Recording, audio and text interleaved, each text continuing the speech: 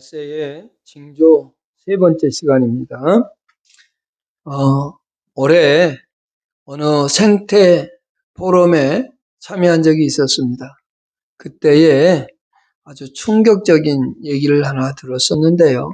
어느 신학자에게 질문하는 시간이 있었습니다. 거기 포럼의 강사들에게 질문하는 시간이 있었는데 그 질문 가운데 하나가 뭐였냐면 자연이 이렇게 망가져가고 있어서 지구가 병들어가다가 끝내는 지구가 망하게 된다라는 내용의 강의를 들었어요. 그러니까 어떤 분이 이런 질문을 했습니다. 과연 그러면 이 지구의 멸망이 우리 인간이 자연을 훼손해서 멸망이 오느냐, 아니면 예수님의 재림이 있음으로 말미암아 지구가 끝나느냐라는 질문을 드렸습니다. 그때 어느 신학자가 대답하기를 이렇게 대답하더군요. 이것은 철학적으로 접근해야 되는데 우리에겐 이미 하나님의 나라가 우리들 가운데 이미 이루어졌음으로 말미암아서 예수님이 이 땅에 다시 오실 이유는 없다라는 게 좀 길게 설명을 했지만 핵심은 그거였습니다. 우리 가운데 이미 예수님을 통해서 하나님의 나라가 우리들 가운데 임재했기 때문에 다시 예수님이 이 땅에 오셔야 되는 재림은 필요치가 않다라는 아주 충격적인 말을 들었습니다. 그런데 말입니다. 오늘 우리에게, 그리고 성경은 우리에게 예수님은 분명히 이 땅에 오신다라고 말하고 있고 그 예수님이 오심으로 말미암아서 이 지구의 모든 종말이 끝난다라는 것을 얘기해주고 있습니다. 그래서 새하늘과 새 땅이 새롭게 시작되면서 하나님의 완성되어진 구원의 완성이 이루어진다고 성경은 가리키는데요. 오늘 특별히 예수님이 임재하기 전에, 재림하시기 전에 일어날 종말에 대하여 설명을 지금까지 마태복음 24장은 해오고 있습니다. 첫 번째는 AD 70년에 일어난 유대인들의 예루살렘 성전 파괴에 대해서 예언을 했지만 그것으로서 끝나는 것뿐만 아니라 그것이 오늘날 우리에게도 적용된다는 사실을 살펴보았습니다. 그러면서 오늘 또 시작하기를 21절에 이는 그때에 큰 환란이 있겠습니다. 창세로부터 지금까지 이런 환란이 없었고 후에도 없으리라 라는 표현을 쓰면서 예루살렘 멸망과 함께 앞으로 예수님 오실 때에 큰 환란이 있을 것이다 라고 하는 것을 우리에게 가르쳐주고 있다라는 겁니다. 그러니까 마지막 종말에 있을 징조는 뭐냐면 예수님이 다가오실 때가 가면 갈수록 무슨 증상이 일어나냐면 큰 환란이 있을 것이다 라고 말하고 있는데요. 21절의 말씀을 예수님은 다니엘이 했던 말을 그대로 인용하면서 지금 하고 있습니다. 우리가 15절에서 보듯이 그러므로 너희가 선지자 다니엘이 말한 바라고 되어 있죠. 이 말씀한 것처럼 오늘 본문의 21절도 다니엘서 말씀을 그대로 인용하고 있는데 다니엘서 12장 1절에 이렇게 말합니다. 그때의 내 민족을 호위하는 큰 군주 미가엘이 일어날 것이요 또 환란이 있으리니 이는 개국 이래로 그때까지 없던 환란일 것이며 그때 내 백성 중 책에 기록된 모든 자가 구원을 받을 것이다 라고 얘기합니다. 환란이 일어나는데 전무후무한 환란이 있을 것을 설명해 주고 있다라고 말하고 있습니다. 오늘 우리는 다시 마태복음으로 돌아와서 그리고 22절에 그런 환란이 있을 터인데 그 날을 하나님께서는 택한 자들을 위하여 감해 주시겠다라고 말씀하는데요. 그 날들을 감하지 아니하면 모든 육체가 구원을 얻지 못할 것이나 그러나 택한 자들을 위하여 그 날들을 감하시리라 라고 말씀하고 있습니다. 여기에 하나님께서 분명히 말씀하시기를 큰 환란이 우리에게 올 것인데 그 환란 가운데에서 그대로 내버려두면 모든 육체가 구원에 이를 수 없으니 하나님께서 택한 자들을 통해서 택한 자들 때문에 하나님께서 구원을 환란의 시간을 줄여주시겠다라고 말씀하고 있는데요. 여기에 당시 AD 70년에 예루살렘 성이 망할 때 제가 이 앞주 시간에 말씀드렸듯이 죽은 사람만 110만 명입니다. 그리고 포로로 잡혀간 사람이 9만 7천 명이었습니다. 어마어마한 수가 죽고 잡혀가는 그 큰 환란의 시간이 있었다라고 하는 거죠. 지금 예수님이 하신 말씀은 그때를 얘기하고 있습니다. 그러면서 동시에 예수님이 오실 때가 가까워져 가면 갈수록 그와 같은 일들이 일어날 것이다 라고 말하고 있다라고 하는 겁니다. 그런데 이 환란의 날에 대한 주관자가 누군가라고 하는 것은 바로 하나님께서 주관자이심을 말씀해주고 있습니다. 21절로 22절에 이런 큰 환란이 있을 때 그 날들을 감하시고 그 육체를 구원하시는, 그리고 택한 자들을 위하여 감하시지 않는 그 모든 역사를 이루신 분이 누구냐? 하나님이다라고 하는 사실을 우리는 잊어서는 안 된다라고 하는 거죠. 그래서 우리에게는 예수 그리스도가 오시는 날이 가까우면 가까울수록 우리에겐 더 많은 환란과 고난과 역경의 시간들이 존재하게 된다라고 하는 거죠. 그럴 때 우리들은 끝까지 참고 인내하면서 하나님의 말씀에 순복하는 그와 같은 신앙인의 삶을 살아야 됨을 결코 잊어서는 안 됩니다. 두 번째, 23절로 24절 말씀인데요. 거기에 23절로 24절에 그때 사람이 너에게 말하되 보라 그리스도가 여기 있다 혹은 저기 있다 해도 믿지 말라. 거짓 그리스도들과 거짓 선지자들이 일어나 큰 표적과 기사를 보여 할 수만 있으면 택하신 자들도 미혹하리라 라고 말하고 있죠. 여기 먼저 택하신 자들을 미혹한다 했고, 앞에서는 택하신 자들을 위하여 환란의 시간을 감해 주신다라고 했는데요. 여기 택하신 자라는 표현은 뽑혀진 자라는 의미를 가지고 있습니다. 그 말은 예수를 따르면서, 예수 그리스도를 따라가면서 그 가르침을 따라 실천하는 참된 신앙인들을 뜻하는 겁니다. 그러니까 예수님의 길을 따라가고 예수님의 삶의 방식을 따라가는 그런 사람들, 그런 것을 삶을 통해서 실천하는 그리스도인들을 얘기해 주고 있는 겁니다. 그러니까 참된 신앙인들입니다. 그들이 13절에서 24장 13절에서 말하듯이 그러나 끝까지 견디는 자는 구원을 얻으리라 라고 하신 말씀처럼 어떠한 상황 속에서도 변함없이 주를 사랑하는 겁니다. 그러면서 12절에 이렇게 말씀하셨죠. 불법이 성함으로 많은 사람이 사랑이 식어지리라. 사랑이 식어지는 시대 속에서 사랑을 오히려 실천하며 끝까지 진리의 말씀대로 견뎌가는 모든 사람들이 진정한 하나님의 택하신 사람들이요 뽑혀진 자라는 사실. 입으로 우리는 이렇게 말할 수 있습니다. 하나님, 나는 하나님께 선택받은 사람. 나는 하나님에 의해서 구원받기로 선택되어졌으니 하나님, 나는 내 삶은 하나님께서 가만히 있어도 하나님이 저의 삶을 인도해 가시겠죠. 그것은 방종이고 게으름이고 나태함입니다. 우리에게 요구하고 있는 것은 힘든 시간들, 어려운 시간들이 올지언정 그 속에서 진리를 위해, 예수 그리스도를 위해 참고 인내하며 견디며 예수 그리스도께서 하신 말씀을 따라 살아내는 삶의 모습, 그것이 진정 하나님의 선택받은 자의 삶의 모습이고 우리의 삶의 모습이다라고 하는 거지요. 그런 그들을 이 거짓 선지자들이 미혹해서 떠나가도록, 그래서 예수 그리스도를 떠나가도록, 그리스도의 길을 따라가지 못하도록 하겠다고 지금 말씀하고 있습니다. 두 번째 생각할 것은 뭐냐면, 말세의 징조가 되어지면 두 번째 나타나는 현상이 뭐냐면 미혹하는 역사가 있을 것이다 라고 말이죠. 그 말이 무슨 말이에요? 그리스도가 여기 있다, 저기 있다.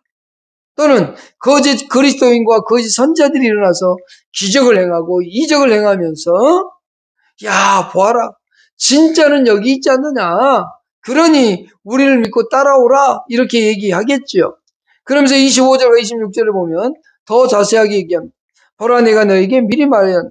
그러면 사람들이 너에게 말하되 보라, 그리스도가 광야에 있다 하여도 나가지 말고, 보라, 골방에 있다 하여도 믿지 말라라고 예수님께서 말씀하고 있죠.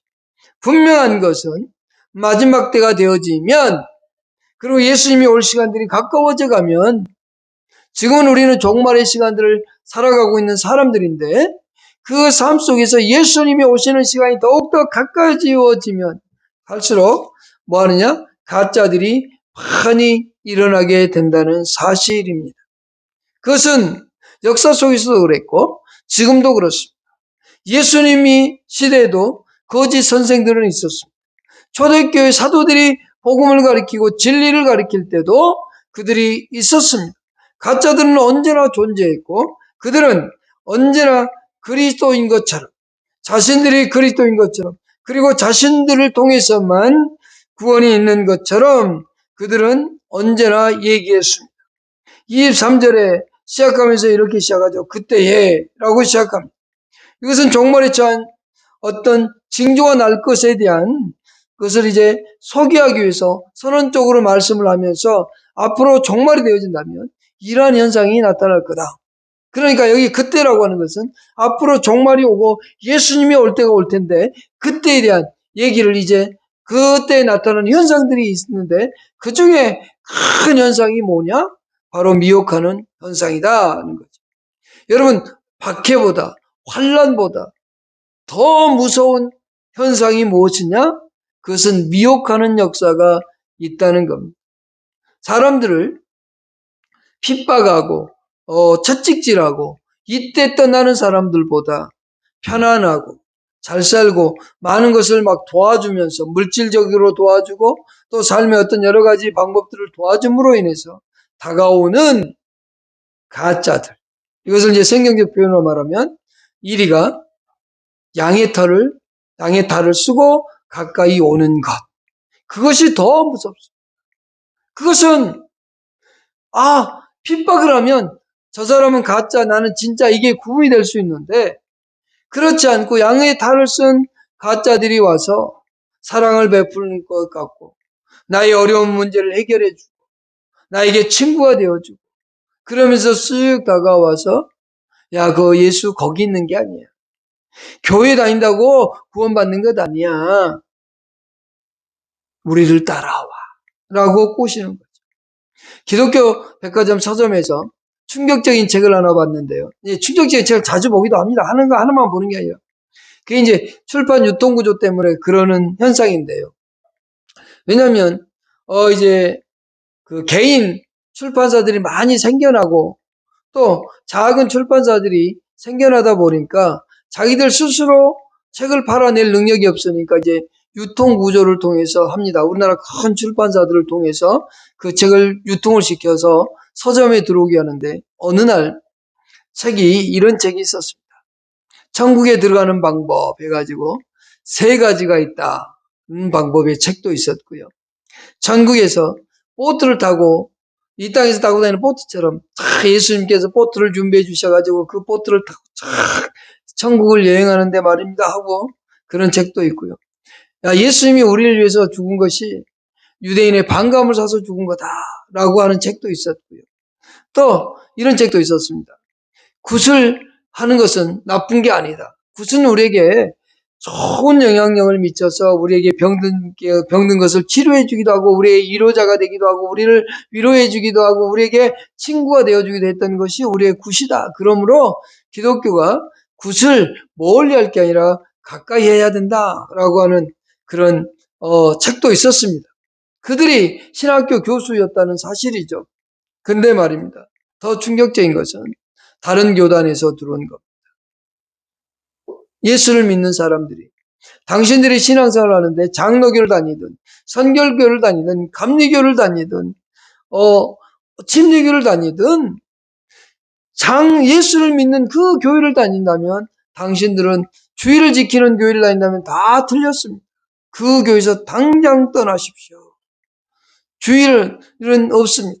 안식일을 토요일 날 예배를 드려야 됩니다. 했던 그런 책도 있었습니다. 그래서 그 모든 책들을 그 서점의 장로에게 다 얘기해서 다 뺐습니다. 어떤 책은 내가 예수님하고 대화를 막 했습니다. 그 대화 내용을 기록해 놓은 책이 있어요. 몇 월 며칠 예수님이 나에게 이렇게 말씀하셨고 나는 예수님에게 이렇게 말씀하셨고 하는 책들도 있습니다. 여러분 진짜 무서운 것은 그런 겁니다. 그런 책들이 우리의 영혼을 파괴시키고 우리를 진리에서 떠나게 만들어가는 그와 같은 현상들이라는 거지요. 특히 여기 그리스도 24절에 거짓 그리스도들과 거짓 선지자들이 일어난다고 얘기했습니다. 5절에서 이렇게 말씀을 했지요. 많은 사람이 내 이름으로 와서 이르되 나는 그리스도하여 많은 사람을 미혹하리라 했는데 5절에서는 사람을 찾아옵니다. 그러나 24절에서는 소문에 의해서 출현되어진다고 얘기하고 있습니다. 사람들이 와서 내가 그리스도야 그러면 사람들은 야, 이거 안 믿어 라고 할 수 있어요. 그런데 이제 이 거짓 선지자들과 거짓 그리스도들은 나타나고 소문이 들려집니다. 어떻게 들려질까요? 아, 거기 갔더니 병자가 낫대. 거기 갔더니 막 기적이 일어나는 거야. 라고 하는 놀라운 일들을 얘기하기 시작하겠죠. 그때 사람들은 거기에 현혹되고 거기에 빠집니다. 거짓 그리스도라고 하는 것은 예수의 권위와 이름과 능력을 가지고 어떤 그런 이름들을 도용해서 기적들을 행하는, 그러면서 그 기적들을 행하되 그 영광을 내가 한 것으로 착각합니다. 예수 그리스도의 이름으로 어떤 능력이 나가서 그것들이 행해졌을 때 그것을 자기가 한 것처럼 생각하고 그것을 받아들인다라고 하는 겁니다. 그런데 진짜로 그런 사람들이 많이 있습니다. 내가 기도해 줬더니, 내가 예수의 이름으로 기도해 줬더니 엄청난 기적이 났어. 그래서 그 사람이 나에게 헌금으로 나에게 돈을 얼마를 줬어. 그러니 여러분들 애 낳지 못하십니까? 그러면 나에게 오십시오. 그럼 내가 기도해 주면 애가 생깁니다. 이런 사람도 있어요. 저는 직접 들었습니다. 여러분, 이것은 가짜입니다. 거짓 선지자들 또한 마찬가지입니다. 자기들이 어떤 영적으로 탁월하다. 그러면서 어떤 메시지를 통해서 그들을 현혹시키고 그들을 진리에서 떠나도록 그와 같은 일들을 합니다. 그런데 여기 거짓 그리스도와 거짓 선지자들이 나타내는 게 뭐냐면 표적과 기사라고 하는 일입니다. 놀라운 일들을 행한다는 뜻입니다. 표적이라는 말은 표징 또는 표시, 증거, 상징, 전조, 징조 또는 놀라운 일들이란 단어를 가지고 있는데, 뜻을 가지고 있는데, 하나님의 놀라운 뜻과 능력을 증명하는 각종 이적들을 행하는 것을 가리킵니다. 기사 또한 경이로운 놀라운 뜻을 가지고 있는데요. 표적과 거의 같은 말입니다. 하지만 표적은 어떤 인간관계 속에서 허용되어지는 능력과 기적이라고 한다면 기사는 주로 만물과 관계되어진 현상들을 통해서 나타내는 영향력들을 말합니다. 그러나 그것을 보고 저게 진짜다라고 따라가면 안 된다라고 하는 것. 그런 기적과 능력을 보고 따라가면 안 된다는 것을 우리는 잊어서는 안 됩니다. 그러면 가짜들은 어떻게 그런 능력을 행할까요? 라고 할지 모르지만 우리에게 이미 출애굽기 7장과 8장에서 가짜들도 그런 능력을 행함을 보여주고 있습니다. 모세를 통해서 하나님은 10가지의 재앙을 애굽 땅에 내립니다. 첫째 재앙이 피고, 두 번째 재앙이 개구리고, 세 번째가 이고 하면서 쭉 나아갑니다. 마지막 10번째가 장자의 죽음인데, 근데 그 당시 애굽의 요술사들도 피와 개구리의 재앙을 똑같이 흉내를 냅니다. 기적을 행한단 말입니다. 그러나 세 번째 재앙인 이의 재앙부터는 행하지를 못하고, 그리고 나서 그들이 하는 말이 이것은 하나님의 권능이다라고 출애굽기 8장 19절에서 그들은 인정을 하게 됩니다. 여러분, 가짜들도 그런 능력들이 있다고 행하고 있는 것을 볼 수 있습니다. 거기에 우리는 속아서는 안 된다라고 하는 겁니다. 하나님의 능력이 그들 가운데 그들의 어떤 가짜들에게 사탄의 능력이든 어떤 기적 같은 일이 일어날 수도 있습니다. 그러나 매번 동일하게 일어나지는 않습니다. 아주 많은 일을 행하고 나서 그 가운데 몇 번 일어난 건데 그것을 부각시키다 보니까 더욱더 큰 능력처럼 보여지기 시작하는 겁니다. 그러나 여러분, 속아서는 안 된다라고 하는 겁니다. 그래서 진정한 그리스도인들을 복음에서 떠나게 하고 진리에서 떠나게 만드는 일들을 행한다라고 하는 거죠. 이것이 마지막 시대에 있을 정말로 고통스러운 시간들인 겁니다. 그러나 우리는 절대로 미혹되지 말아야 됩니다. 그러면서 26절에 이렇게 말하죠. 광야에도 나가지 말라. 그리고 골방에도 들어가지 말라라고 얘기하고 있습니다. 예수님께서 미리 지금까지 수없이 얘기했던 그 경고들을 미리 말했다고 얘기하시면서 그러면서 26절에 광야에서 그리스도가 있다 해도 가지 말고 골방에 있다 해도 나가지 말라라고 얘기합니다. 왜 그런가 하면 광야라고 하는 것은 전통적인 유대인 관념에 의하면 메시아의 도래의 공개적인 장소로 그들은 이해를 했고요.